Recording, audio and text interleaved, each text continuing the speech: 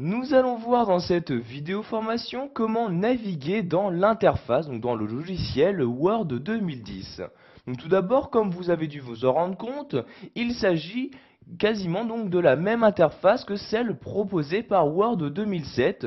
En effet, vous pouvez voir qu'il y a toujours le ruban, donc ruban composé de différents onglets afin de vous afficher vraiment très rapidement les différentes fonctionnalités et outils proposés par Word 2010. Donc, comme vous le voyez ici, ce ruban qui apparaît en haut de chacun de vos documents. Donc, pour naviguer entre les différents onglets, donc vous voyez ici ces différents onglets-ci, vous n'avez juste qu'à cliquer dessus.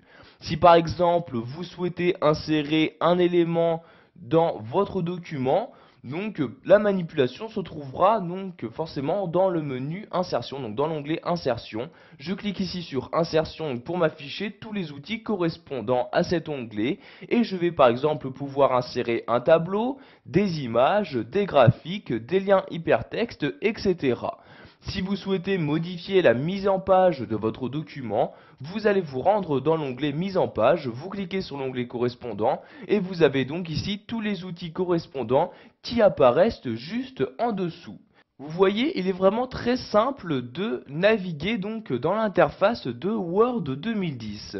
Si vous souhaitez maintenant enregistrer votre document, en ouvrir un nouveau ou encore l'imprimer, vous allez devoir vous rendre dans le menu fichier.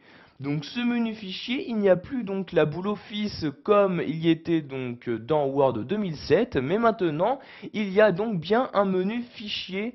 Donc pour y accéder, vous allez vous rendre en haut à gauche et cliquer ici sur fichier. Et comme vous pouvez le voir, ce menu s'ouvre sur l'intégralité de votre document. Et donc vous pouvez ici naviguer dans les différents onglets qui se trouvent à gauche de ce menu là. Si par exemple vous souhaitez créer un nouveau document, vous cliquez ici sur nouveau. Pour imprimer votre document, vous cliquez ici sur l'onglet imprimer comme ceci. Et donc ici apparaissent les différentes options d'impression.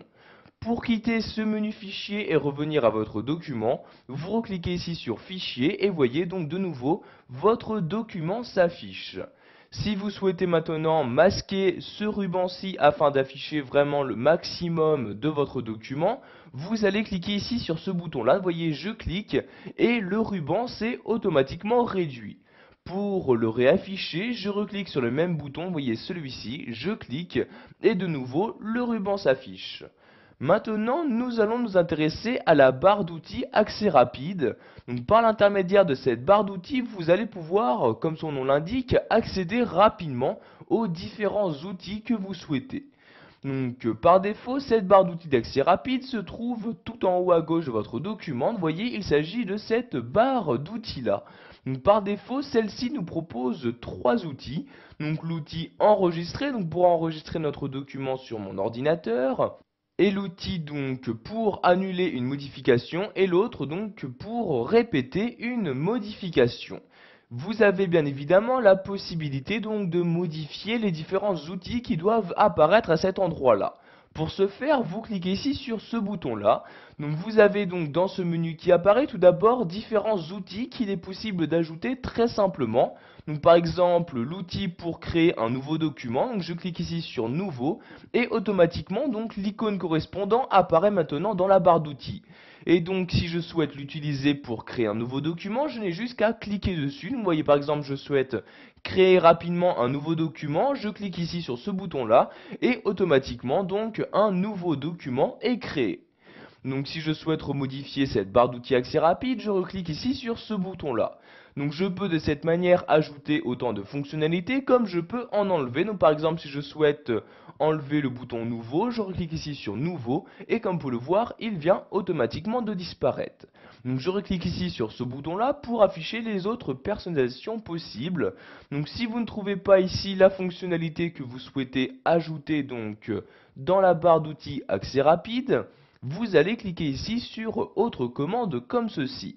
Donc maintenant les options de Word 2010 s'ouvrent pour vous afficher toutes les commandes, donc toutes les fonctionnalités et outils proposés par ce logiciel.